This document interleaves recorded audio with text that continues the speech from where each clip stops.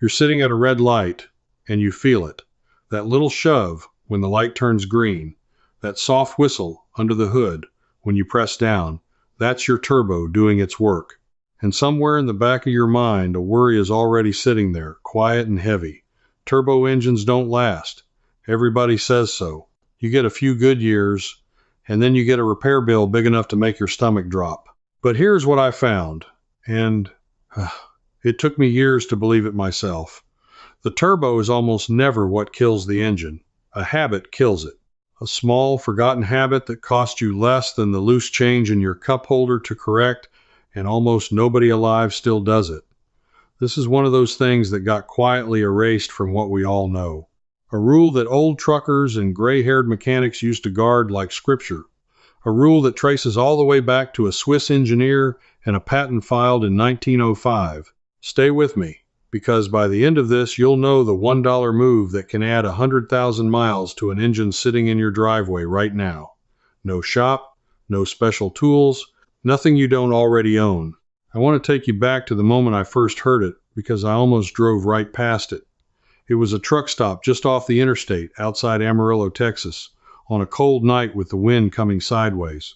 I was watching an old driver climb down from his rig, and instead of shutting his engine off and heading inside for coffee like everyone else, he just stood by the door and waited with the engine running. I asked him why he didn't shut it down. He looked at me like I'd asked why the sun comes up, and he said, "Son, you never kill a hot turbo. You let it come down first, or it'll cost you a paycheck." I didn't understand it then. I understand it now, and it changed how I treat every vehicle I own. So let me open this up, one piece at a time. Here's the first strange thing. The part of your engine that fails is not weak. It is not cheaply made. A modern turbocharger spins faster than almost anything else made by human hands. We're talking 150,000 revolutions per minute. Some spin closer to 250,000. To put that in plain terms, the little wheel inside your turbo can spin more than 2,000 times in a single second.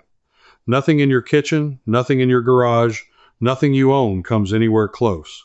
And it does that while sitting right in the path of your exhaust, where temperatures climb past 1,700 degrees Fahrenheit. So think about what that means. You have a tiny wheel spinning faster than a jet engine, cooking in heat that would melt aluminum, and the only thing keeping it alive is a thin river of oil running through a bearing no wider than your thumb. That oil does two jobs at once. It lubricates, and it carries the heat away. As long as that oil keeps flowing, the turbo is happy. It'll run for 300,000 miles without complaint. Now here's where the trouble starts, and here's where that old trucker's warning comes back. Let me step back in time, because to understand why this matters, you have to understand where the turbo even came from. In 1905, a Swiss engineer named Alfred Bucci filed the first patent for forced induction, the idea of using the engine's own exhaust to spin a wheel that shoves more air back into the engine. That's all a turbo really is. Free power squeezed out of gases you were going to throw away anyway.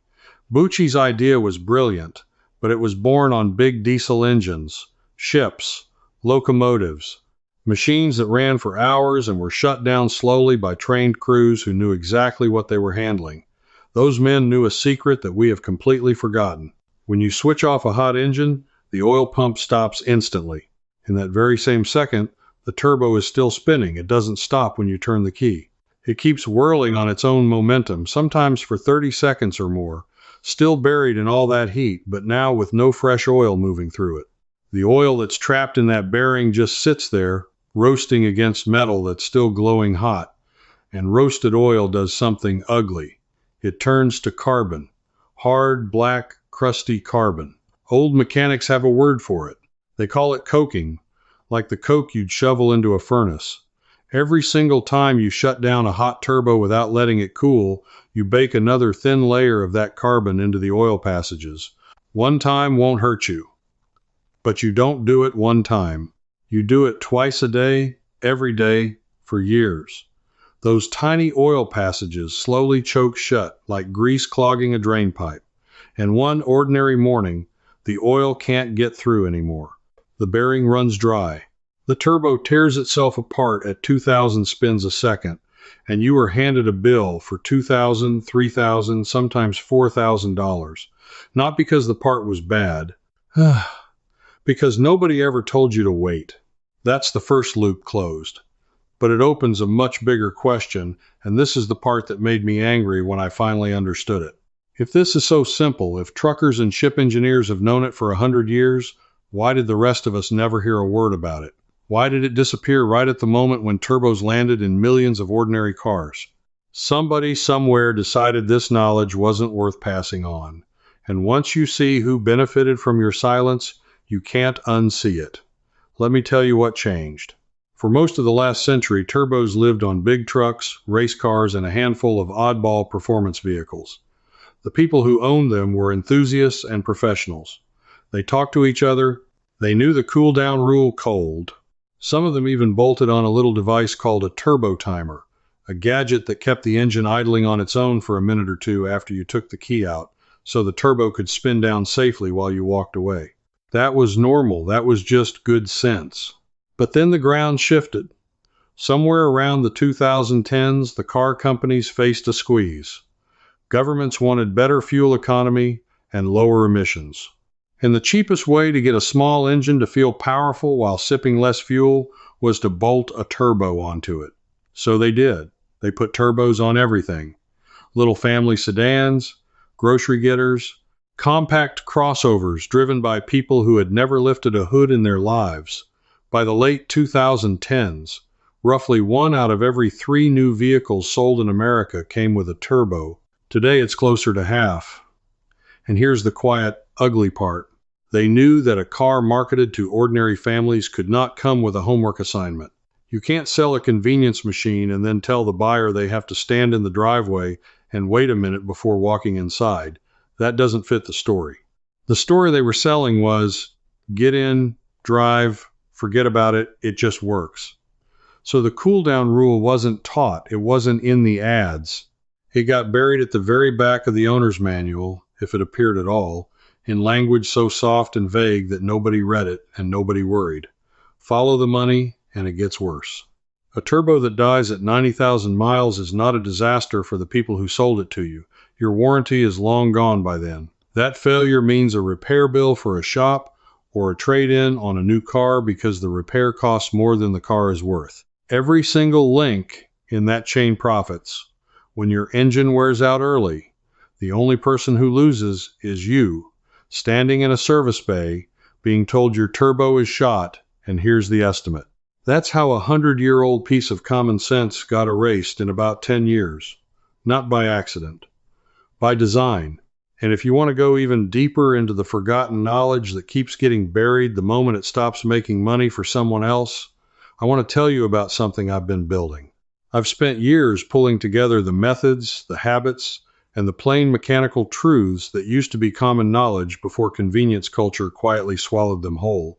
And I've gathered the best of it into a series of books, Reset, Deep Leverage, and The Full Stack. They're not about cars specifically. They're about reclaiming the kind of clear-headed, practical understanding of how things actually work that used to be passed down and now gets replaced with a service contract. If that sounds like something worth having on your shelf, the details are in the description below. So I closed that loop, and I felt the anger of it. But anger doesn't save an engine. Knowing what to do saves an engine. And that's where the next piece comes in. Because the fix is so cheap and so simple that once you hear it, you'll wonder how it was ever allowed to slip away. Now, I know exactly what some of you are thinking right now.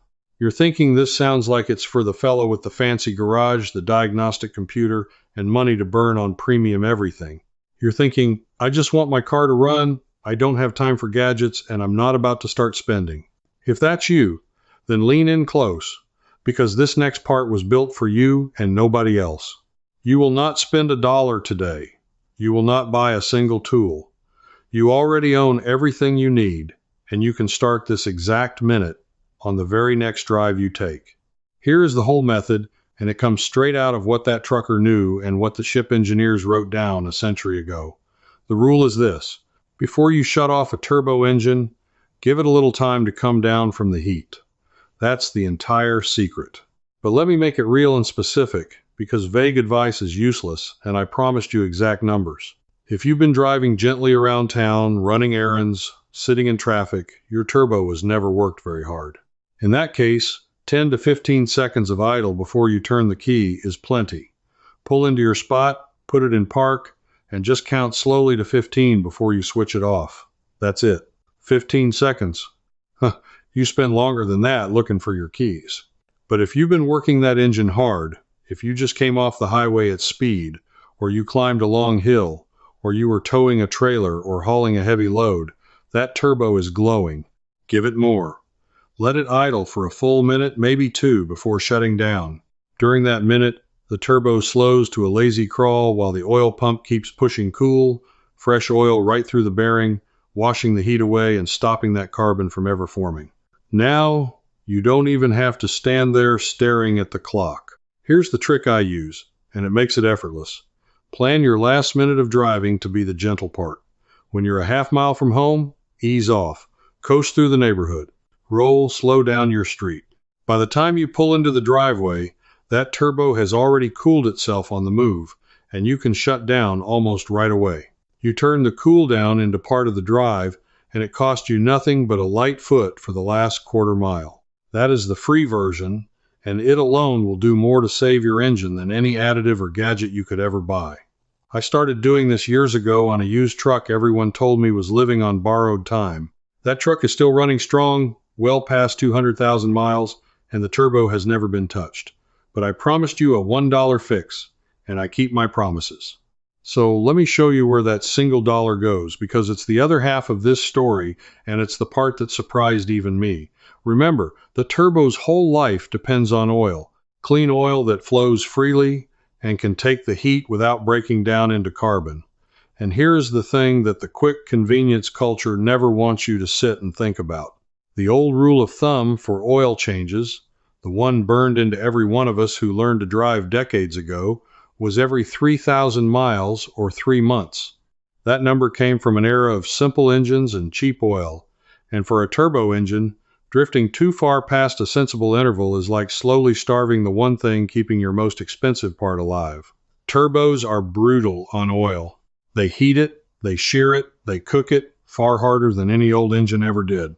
Oil that's tired, thin, and full of grit is oil that coats those tiny passages with sludge and can't carry heat away. So the single cheapest insurance policy you will ever buy for a turbo engine is simply keeping fresh, correct oil in it and never letting it go too long. And that $1, that's the difference, per oil change, between a bargain bin oil and the rightful synthetic your engine was actually designed to drink. Synthetic oil resists that coking heat far better than the old conventional stuff. It stays slippery when the cheap oil would already be turning to tar. Spread across a year of driving, choosing the right oil over the wrong one comes out to just about $1 more per week. $1. Less than a cup of gas station coffee. And it protects a part that costs $3,000 to replace. I have never in my life found a better trade than that. So there's your $1 fix, standing right next to the free one. Let the turbo cool before you kill it, and feed it the oil it was built for. Do those two things and you have quietly stepped out of the trap that catches 4 million families at a time. But I told you at the start that the real secret, the one that got buried the deepest, comes at the end. And it does. Because there's one more piece, and this is the one almost nobody knows, even among people who think they know cars. This is the one I keep like a treasure. Everything I've told you so far protects the turbo when you shut the engine down. But there is a moment of danger on the other end too. A moment right when you start the engine, and it may be doing even more damage than the hot shutdown. It goes against everything the modern world has trained us to do, and to explain it, I have to take you back to those ship engineers and their logbooks one more time. When those old marine and locomotive crews recorded how they ran forced induction engines, going back to the earliest days after Bucci's 1905 patent, they wrote down a rule that sounds almost too simple to matter. They never, ever put a load on a cold engine. They let it run soft and easy first, until the oil was warm and moving freely through every passage, and only then did they let it work. They knew something we've forgotten in our rush. When an engine has been sitting all night, nearly all the oil has drained down out of the turbo and into the pan. That bearing, spinning up to 150,000 RPM, starts its morning nearly dry. It takes a few seconds for the pump to push fresh oil all the way up to it. So here is the secret, the whole thing, in one sentence. The first few seconds after a cold start and the first few minutes of driving are when your turbo is most vulnerable in its entire life, and what you do in that window decides whether it lasts 100,000 miles or 300,000. And here's what to do, and it costs you absolutely nothing. When you start a cold engine, don't rev it, don't drop it in gear, and mash the pedal to make a light. Let it idle gently for those first 10 or 20 seconds while the oil finds its way up to the turbo. Then, for the first 2 or 3 minutes of your drive, keep your foot light. Stay out of the boost. Drive it like there's an egg under the pedal until the temperature needle starts to lift off cold. You are giving that oil time to warm and thin and coat every surface before you ask the turbo to spin up hard. That's the exact discipline the ship engineers followed 100 years ago, written into their logs before your grandfather was born, and it works just as perfectly on the car in your driveway this morning. Think about what those old crews understood that we lost. Gentle on the cold start, easy for the first few minutes, cool it down before you kill it. Feed it clean oil. 4 simple habits, not one of them costing more than $1, that together are the whole difference between an engine that dies in warranty and an engine that outlives the loan, the trade-in, and maybe even you. They knew it in 1905. The truckers still knew it when I met that man outside Amarillo. And the only reason you didn't know it is that somewhere along the way, it became more profitable for you to forget. Now you have it back. The knowledge existed. It was buried under convenience and marketing and the soft lie that a car should ask nothing of you. A handful of stubborn old drivers and engineers kept it alive in their habits and their logbooks, and now it's sitting in your hands, ready to use, on the very next trip you take. Let me pull it all together so you can carry it out to your car right now. When you start cold, let it idle a few seconds and drive gentle for the first couple of minutes. When you shut down hot, give it that cool down 15 seconds after easy driving, a full minute or 2 after working it hard, and keep the right oil in it and change it in good time. That's everything. No shop visit, no gadget, no app. Just the plain habits that used to be common sense, handed down until somebody profited from the silence. I'll leave you with this. You didn't just learn a car tip today. You took back something that was quietly lifted out of your pocket. A piece of know-how that saves the people who have it thousands of dollars while everyone else keeps paying for the same lesson over and over. That's the whole reason I keep this collection, because I've come to believe that the most useful things we ever knew didn't fade away by accident. They faded because our forgetting was worth money to somebody else, and I am not willing to let one more of them slip under, so tell me something. That last quarter-mile home, the cool-down drive, is the easiest habit of all the ones I gave you. Are you going to start doing it? And be honest, did you already know about the cold start danger, or is that one new to you? Write it in the comments. And tell me where in the country you're watching from, because I'd love to know how far this old trucker's rule is about to travel. Leave it below, I read them. If you feel that same quiet stubbornness I do, that sense that useful knowledge keeps getting buried so somebody else can keep selling us the fix, then come stand with the rest of us who are digging it back up, one forgotten method at a time. Follow along, because the next one I've been sitting on is about the single cheapest thing you can put in your gas tank to clean out years of buildup, something drivers swore by long before the additive companies bottled it and marked it up 10 times over. I found where it came from, and I've tested it myself. Don't miss it. You made it all the way to the end. That tells me you really care about this. So here's my invitation. Inside my membership, the Old Ways Society, I pick up right where I stopped and walk you through the full routine.